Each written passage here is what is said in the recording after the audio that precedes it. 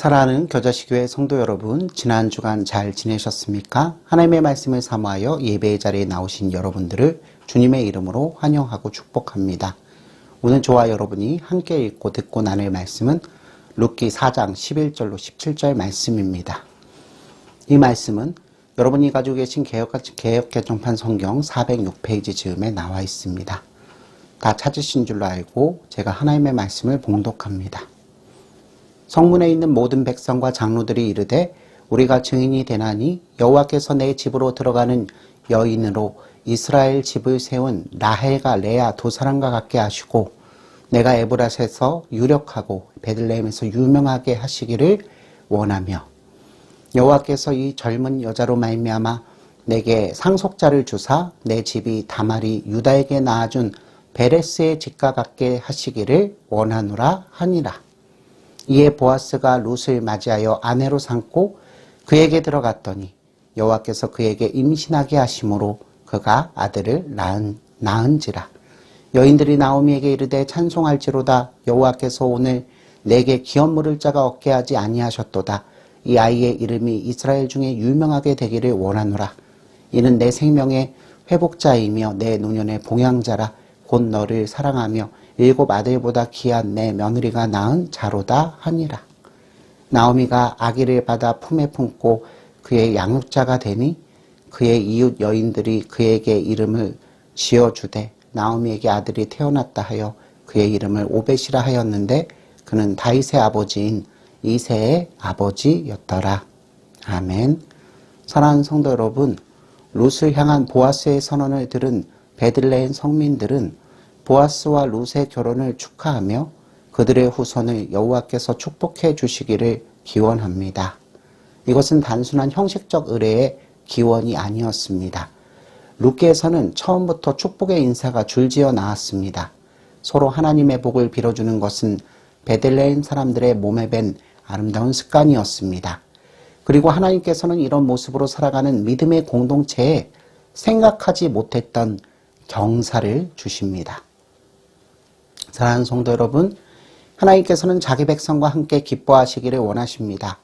그러나 이웃을 위해 여호와의 이름으로 복을 빌어주기를 원치 않는 메마른 공동체에는 하나님께서 함께 동참하여 기뻐하실 수 없습니다.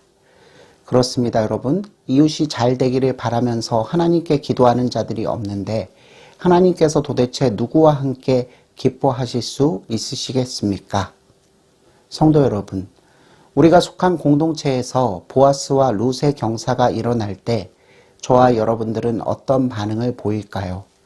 우리는 보아스와 룻의 결혼을 진정으로 기뻐하며 축복할 수 있는 자일까요? 베들레헴 사람들은 서로를 헐뜯고 미워하던 사사시대 한복판에서 하나님의 진정한 백성들이 드러내는 이웃사랑의 향기가 어떤 것인지를 우리로 하여금 절실히 깨닫게 합니다. 이들은 언제나 여호와 하나님의 이름을 의식하면서 서로를 위해 그분의 축복을 빌었습니다. 사랑하는 성도 여러분, 이로 인해 하나님께서는 이 베들레헴 공동체에 얼마나 큰 일을 행하셨습니까? 단순히 존경받는 동네 어른과 젊은 가부의 로맨스로 그쳤습니까? 아닙니다. 하나님의 언약 백성이 믿음 가운데 서로 하나님의 축복을 진심으로 기원할 때에 하나님께서는 그들의 메시아의 역사를 이루어 나가는 하나님의 귀한 통로로 사용하여 주셨습니다. 우리 다 함께 룻기 4장 13절 말씀을 읽어보도록 하겠습니다. 이에 보아스가 룻을 맞이하여 아내로 삼고 그에게 들어갔더니 여호와께서 그에게 임신하게 하심으로 그가 아들을 낳은지라. 아멘. 성도 여러분, 보아스와 룻에게 아기가 생겼습니다. 이것은 하나님께서 베들레헴 사람들에게 또 하나의 기쁨을 주시는 일이었습니다. 왜냐하면 아기의 출생은 베들레헴 사람들이 올렸던 축원 기도가 응답받은 것이기 때문입니다.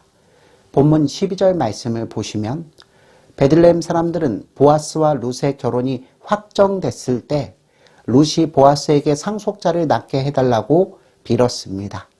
그리고 하나님께서는 그들의 기도에 응답하셔서 보아스가 상속자가 될 아들을 보게 하셨습니다.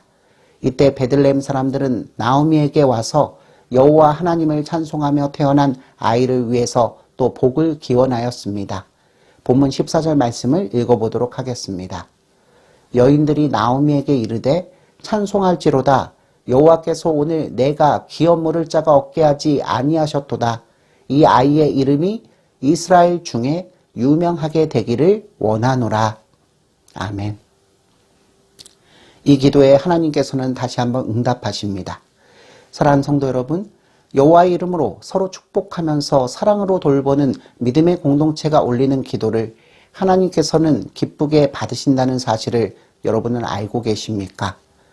룻이 낳은 아기는 베들레헴 여인들의 기원처럼 과연 이스라엘 중에 유명하게 됩니다. 그의 이름은 오벳인데 이 오벳은 바로 다윗의 아버지인 이새를 낳았습니다. 그리고 예수 그리스도께서 다윗의 후손으로 이 세상에 오셨습니다. 베들레헴이라는 작은 믿음의 공동체를 통해서 하나님께서는 룻기의 사사시대를 넘어서 그리스도의 탄생까지 바라보게 하는 경이로운 사건을 일으키시고 당시에 베들레헴 사람들까지도 구속의 역사에서 유명하게 하셨습니다. 한편 보아스와 룻은 새로 태어난 아기를 나오미의 품에 안겨주었습니다. 이 아기는 나오미의 주름 잡힌 얼굴에 생기를 회복시키고 늙음하게 걱정 없이 살도록 돌보아줄 봉양자가 된 셈이었습니다.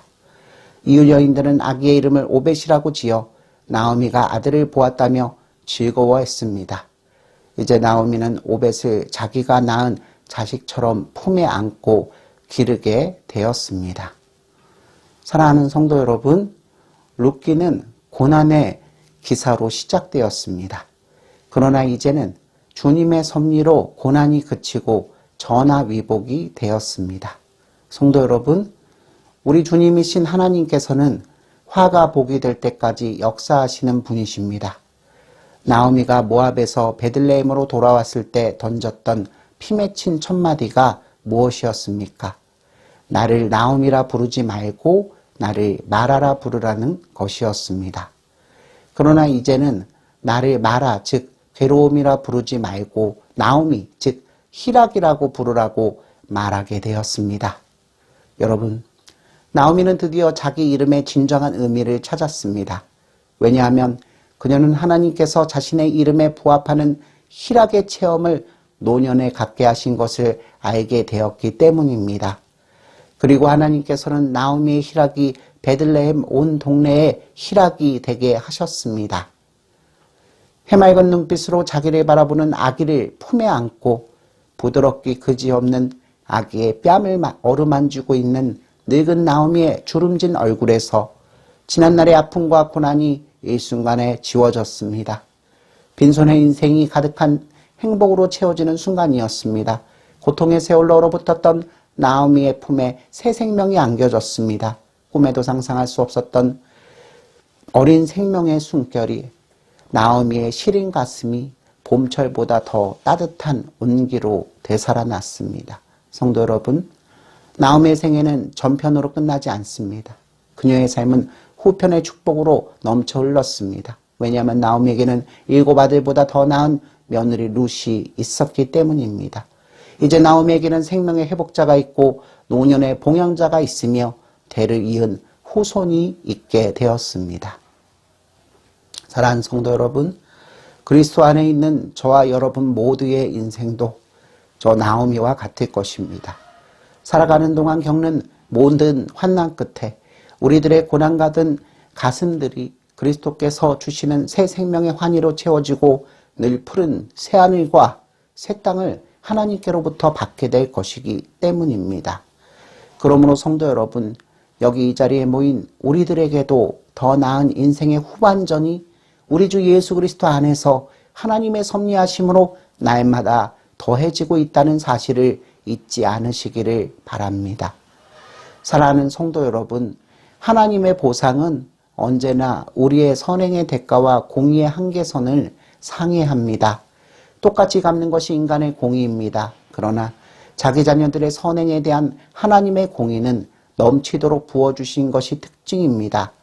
너희에게 복을 쌓을 것이 없도록 붙지 아니하나 보라고 하나님께서 오늘날도 우리 인생 가운데 여전히 말씀하고 계십니다.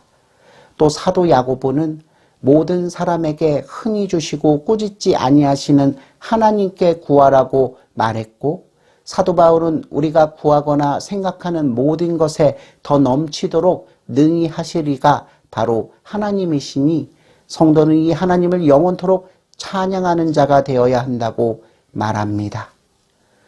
이처럼 하나님께서 자기 자녀에게 부어주시는 은혜는 예외 없이 넘치는 은혜입니다.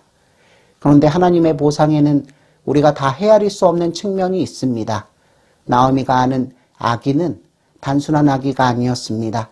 그 아기가 다윗의 할아버지가 될 줄을 누가 미리 알았겠습니까? 오벳이 그리스도의 조상이 될 줄을 누가 상상이라도 했겠습니까? 성도 여러분, 하나님의 은혜는 차고도 넘치는 은혜이기에 저와 여러분들은 이를 측정할 수 없습니다. 왜냐하면 하나님의 은혜는 때로는 우리의 시대를 훨씬 넘어가는 축복일 수 있기 때문입니다. 하나님께서는 고통이라는 나오미의 이름표를 직접 떼어주셨습니다. 그녀의 낙하하던 가을 인생에 잇따라 다가섰던 혹한의 겨울이 어느새 지나가 버리고 따뜻한 새봄의 실록이 그녀의 온몸을 덮었습니다. 나오미의 한마는 가슴에 보상으로 안겨진 오벳이 그녀의 깊은 슬픔을 밀어내고 기쁨을 불렀습니다. 사랑하는 성도 여러분, 저와 여러분들도 주님을 신실하게 따르고 산운하면 하나님께로부터 최선의 열매와 넘치는 보상의 선물을 받을 날이 반드시 올 것입니다. 나오미의 가슴에 오벳이 안겨졌듯이 우리의 가슴에도 하나님께서 안겨주시는 오벳이 기다리고 있습니다. 사실상 주 예수 그리스도를 하나님께서 보내신 대속의 주님으로 믿는 자들은 오벳의 체험을 이미 맛보고 있는 셈입니다. 오벳의 후손 다윗의 계보를 따라서 그리스도께서 탄생하셨습니다. 하나님께서는 그리스도를 영접한 자들의 죄 많고 한마는 가슴에 아기 예수님을 선물로 안겨주셨습니다. 그리하며 저와 여러분들의 죄책과 정죄의 저주가 거두어지고 기쁨과 자유의 하나님의 의가 우리 위에 부어졌습니다. 성도 여러분, 나오미는 한때 자신을 마라라고 부르라고 했습니다. 그녀는 남편과 두 아들을 모압 땅에 묻고 빈손으로 돌아오면서 이방 며느리를 대동하였습니다. 룻은 이 같은 귀양을 자신의 수치라고 여겼습니다. 룻은 자신이 여호와 하나님께로부터 징벌을 받았다고까지 생각했습니다. 그러나 당시에 나오미는 하나님의 숨겨진 섭리를 아직 몰랐습니다. 그런데 이제 나오미가 오벳을 가슴에 안고는 무엇을 생각하겠습니까? 이제 나오미는 자신의 이름이 마라가 아니고 나오미, 즉 희락이라는 사실을 도무지 부인할 수 없었을 것입니다. 그런데 성도 여러분, 이러한 나오미의 기쁨은 단순히 나오미 개인의 복에 그치는 것이 아니었습니다. 나오미는 당시에는 자신이 하나님 나라를 위해서 얼마나 중요한 역할을 했는지 알지 못하였습니다. 나오미는 모압 땅에서 이방 며느리 룻을 데리고 베들레헴으로 올 때에는 전혀 자랑스럽지 않았습니다.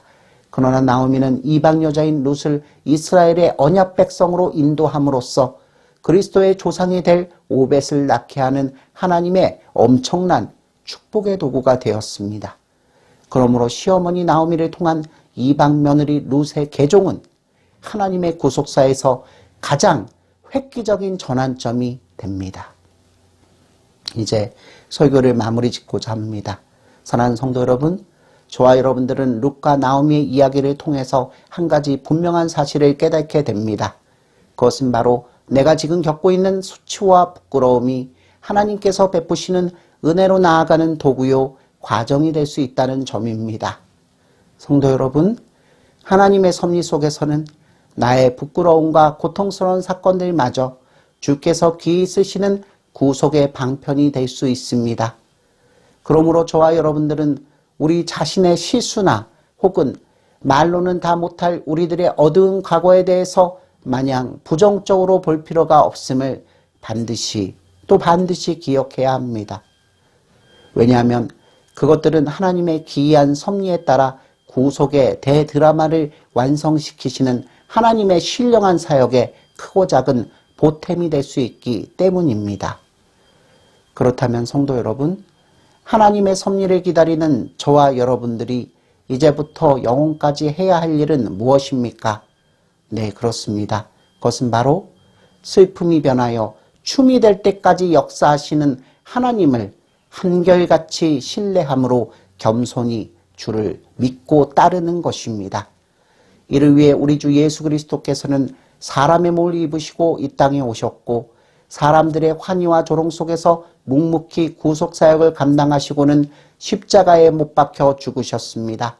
그리고 모두 끝이라고 생각하던 때에 하나님께서는 당신의 아들 예수 그리스도를 3일 만에 부활시키시어 예수께서 피로써 사신 백성들이 영원히 바라고 따라야 할 분이 누구인지를 분명히 알게 하셨습니다.